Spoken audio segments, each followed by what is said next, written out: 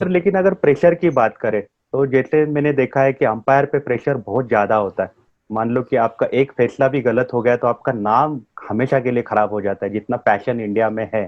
तो वो वाला प्रेशर आप कैसे हैंडल कर रहे हो, मतलब आप कैसे अपने आप को मेंटेन रख रहे हो?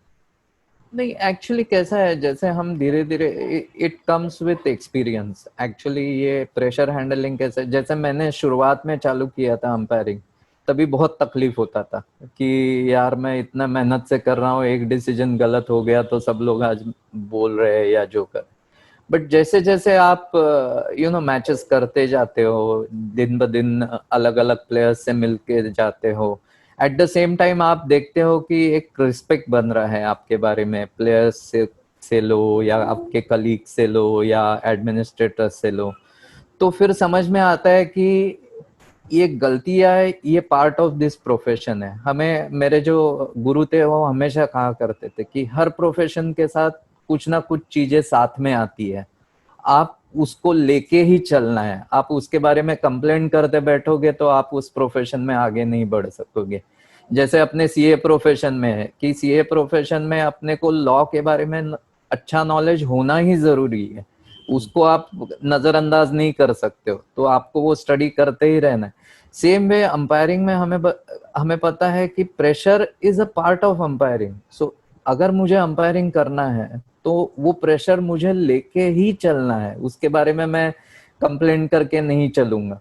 तो उसके वजह से थोड़ा माइंडसेट बन जाता है कि yes, we do our best, we give our best, उसके बाद में भी गलतियां होंगी। जैसे, और इसके लिए हमेशा हम प्लेयर्स का एग्जांपल लेते हैं एक्चुअली। जैसे बड़े बड़े प्लेयर है, सचिन है, विराट है, धोनी है, they can't score century of every innings, or they can't play every ball correctly.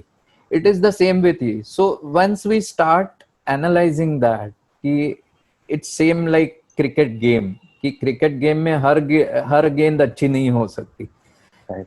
अपना बेस्ट देना है, उसमें से जो आउटकम होगा उसमें से सीखना है और आगे बढ़ना है, बस। अच्छा, मतलब माइंडसेट आपका रेडी रहता है कि ऐसा होता है, गलतियां होती है हर किसी से, इंसान है करके। Absolutely, absolutely. Because see, we are all also humans. Basically, we are also humans. We get very split second of time to make decisions. और वो डिसीजंस में अपने को मिस्टेक्स होने ही वाली है, उसमें अपन कुछ नहीं कर सकते।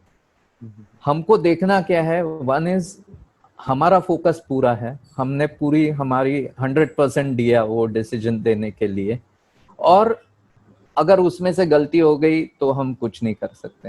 एंड मेन इम्पोर्टेंट हमें वही होता है कि जैसे बड़े बड़े मैच कर रहे हैं, आईपीएल कर रहे हैं या इंटरनेशनल कर रहे हैं, आपकी गलतियां आपको इमीडिएट सामने दिखती है, आपको बड़े पर्दे पे आपको इमीडिएट दिखती है। तो main, I think the biggest challenge for us is immediately coming out of that mistake, immediately not feeling bad about it, immediately not letting ourselves, otherwise क्या होता है, अपन अपने आप को अगर कोसते रहेंगे, उतने में दूसरा डिसीजन आ जाएगा, उतने में फिर और एक गलती हो जाएगी। तो ये सॉर्ट ऑफ थोड़ा हमारे ट्रेनिंग में इन्वॉल्व होता है कि हम मेंटली अपने आप को कैसे ट्रेन करें कि भले गलतियां हो, we are human, so we are going to make mistakes. So उस गलती में से अपन क्विकली कैसे बाहर आए, और अपने जो बेसिक्स है, जैसे हमारे अंपायरिंग के बेसिक्स बोलते हैं, वो बेसिक्स को बना के रखे, हम कैसे आगे आगे मैच करते हैं। अच्छा, तो रही बात अभी कंसंट्रेशन पे, हम आते हैं। आप अपने आप को कंसंट्रेट कैसे करते हो चीजों पे? आप अगर ग्राउंड पे हो तो बहुत ज्यादा आपको ध्यान रखना पड़ता है, तो अचानक से अलग अलग ख्याल आते नहीं है कि कैसे आप कंट्रोल करते हो अपने आप को? एक्चुअली उसके लिए वन इज ट्रेनिंग बहुत जरूरी है, mind training. It's more psychological training, because ये सबसे बड़ा चैलेंज है अंपायर के लिए, to stay in that moment, जिसको हम कहते हैं कि स्टे इन दैट मोमेंट। तो एट वो प्रेजेंट। सबसे बड़ा चैल तो उसको हमारे दो तीन, वी फॉलो 2-3 स्ट्रैटेजीज एक्चुअली। जैसे, which again we have lot of times taken for players, हमेशा हम बोलते हैं कि प्लेयर्स के पास देखो ताकि हमें कुछ सीखने को मिले उसमें से। तो हम, हमारा एक प्री डिलीवरी रूटीन होता है which we try to focus on कि कोई भी बॉलर जब बॉलिंग एंड पे जाता है तब हमें क्या देखना है, हम कैसे खड़े रहेंगे, हम कहाँ, हमारी नजर कहाँ जाएगी, फिर हम क्या देखेंगे, ये एक रूटीन हमने बना रखा है। तो फिर हमारा फोकस वो रूटीन पे होता है कि बस हमें ये फॉलो करना है। जब हमारा फोकस वो रूटीन पे हो जाता है तो ऑटोमेटिकली बाकी के जो थॉट्स है वो थॉट प्रोसेस अलग हो जाते हैं, वो थॉट्स माइंड में से निकल जाते हैं। बिकॉज चैलेंज ऐसा है कि हमारा माइंड जब एम्प्टी होता है तभी आजू बाजू के थॉट्स अपने पे आ जाते हैं। हमारा माइंड जब एक चीज पे फोकस्ड होता है तब ये थॉट्स नहीं आएंगे। तो हमें ऐसी चीज ढूंढनी पड़ती है कि जिसपे हमें फोकस करना है। तो हम नॉर्मली वो प्री डिलीवरी रूटीन्स को फोकस करते हैं ताकि जब बॉलर भागने को चालू करता है तब हमें पता है हमारी नजर कहाँ कहाँ जानी चाहिए। जैसे हम पहले पॉपिंग क्रीज को देख रहे हैं, पॉपिंग क्रीज के बाद हम हवा में देख रहे हैं, बॉल को पकड़ रहे हैं, फिर बॉल कैसे ट्रैवल कर रहा है वो देख रहे हैं, फिर बैट्समैन ने खेला। तो ये सब प्रोसेस है। तो हमारे माइंड में कंटिन्यूअस बस हमें ये फॉलो करना है, ये फॉलो करना है, ये फॉलो करना है। और ये एक्सपीरियंस से आता है। ऑनेस्टली इनिशियली हम जब चालू करते हैं तब आप जैसे बोल रहे हैं ये ख्याल आते हैं, वो ख्याल आते हैं, तो आप बीच बीच में वो प्रोसेस मिस कर देते हो। प्रोसेस जैसे मिस कर देते हो आप सामने के कुछ इंसिडेंट्स मिस कर देते हो, बॉल का एक ट्रेजेक्टरी मिस कर देते हो या बैट को लगा हुआ मिस कर देते हो। सो अब जितनी ये प्रोसेस पे फोकस करने की प्रैक्टिस करते हो इतना धीरे धीरे your subconscious mind actually train हो जाता है। ये mainly it is training your subconscious mind कि बस अब यहाँ पहुंच गए तो यहाँ फोकस करना है। So that's how we different different techniques हमें ट्राई करने पड़ते हैं इसके लिए। हाँ, क्योंकि वेदर का रोल होता है। बहुत बार वेदर ठंडा है, गर्म है, तो your body is also not responding, your body is giving you trouble. तो उसमें से कैसे, क्राउड है या कोई बड़े बड़े प्लेयर खेल रहे हैं तो वो कैसे। तो उसके लिए हर चीजों के लिए हम लोग थोड़ा ट्रेनिंग, जैसे कि अगर ये हो गया तो हम क्या करेंगे, अगर ये हो गया तो हम क्या करेंगे।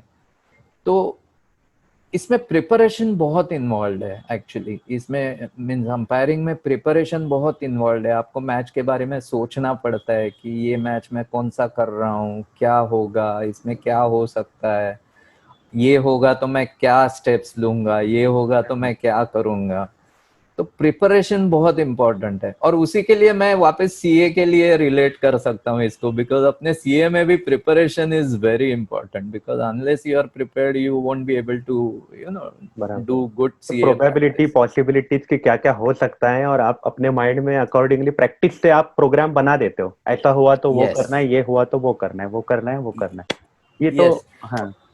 तो सर अभी हम आते हैं आपके लाइफ की तरफ। जैसे मैं अभी सीए प्रैक्टिस कर रहा हूँ और घर कर रहा हूँ, तो दो ही फील्ड पे मुझे करना है, आपको तीन तीन फील्ड पे करना है। आप घर का बैलेंस कैसे करते हो, घर पे आप टाइम कैसे गुजारा करते हो, उनके साथ कैसे घुल मिल जाते हो, कैसे आपको मिलता है, ये कैसे एडजस्ट करते हो? नहीं, इसमें major as a right from beginning said, family plays a very important role. Because कैसे होता है कि आपने जैसे कहा, मैं प्रैक्टिस भी कर रहा हूँ तो क्लाइंट का भी प्रेशर होता है, फिर अंपायरिंग भी कर रहा हूँ तो कभी टूर कर रहा हूँ तो उसके लिए जाता हूँ। तो for me luckily my wife is also a chartered accountant, so अच्छा। She is with me in this practice. Okay. तो बहुत बार मैं जब टूर करते रहता हूँ वो पूरा संभाल लेती है। मतलब क्लाइंट से कम्युनिकेशन, काम, ये वो सब संभाल लेती है वो जब मैं टूर पे रहता हूँ। फिर मैं आने के बाद, और मेरा आजकल मैंने ये बना लिया कि टूर से आने के बाद जो भी जितना मैक्सिमम समय है वो फैमिली के साथ बिताना, ताकि वो बैलेंस बना रहे। तो इसके लिए मेरे एक्चुअली बाकी के फ्रेंड सर्कल ये वो सब धीरे धीरे कट हो गए। खत्म हो गए। अभी it is mainly family, umpiring और प्रोफेशन। सेशन। तो वो इस और बट उसके लिए अगेन एज आई से फैमिली का सपोर्ट बहुत जरूरी है। बिकॉज उसके सिवा ये तीन तीन चीजें मैनेज करना बहुत मुश्किल हो जाता है। Correct and correct. Luckily for me, because my wife is also chartered, professional thing easy हो जाती है मेरे लिए। लेकिन फिर भी एज अ साइकोलॉजी में अगर बोलूँ, मान लो कि आप मैच खेलने टूर पे चले गए और इधर बर्थडे है किसी का, जन्मदिन है, तो आप इमोशनली मतलब कैसे आप लोग कनेक्ट करते हो एज अ ग्राउंड पे? आप को मतलब स्ट्रांग भी रहना है, कंसंट्रेट भी करना है, इधर बर्थडे भी है, तो कैसे आप अपने आप को रखते हो?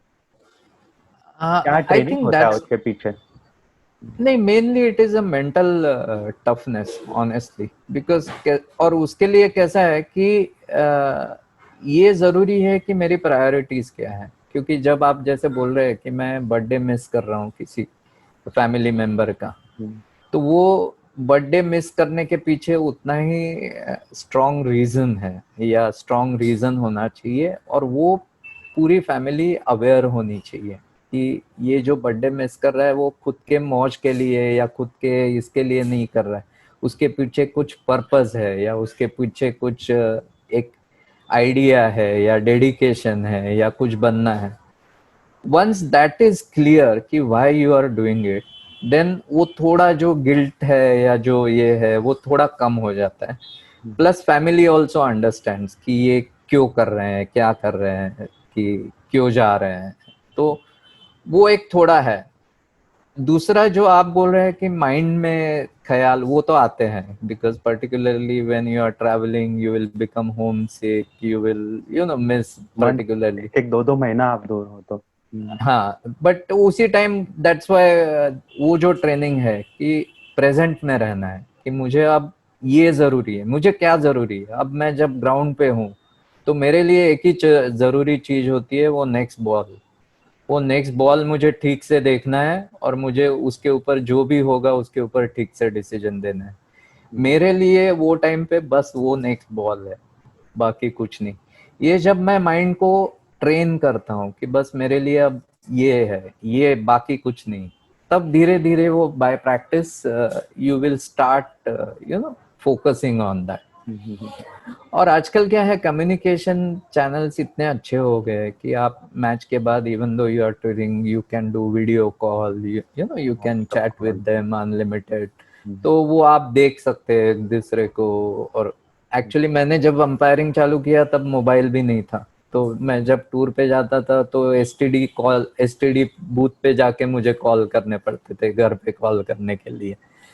सो वो टाइम से आज तक का तो काफी अच्छा है, जब वीडियो कॉल कर सक रहे हैं, एक दूसरे को देख सक रहे हैं, तो दैट इज ऑल। और आप जैसे बर्थडे मिस करने की बात बोल रहे हैं, तो मैंने तो मेरे डॉटर का पहला बर्थडे मिस किया था ये अंपायरिंग के चक्कर में। बाप रे।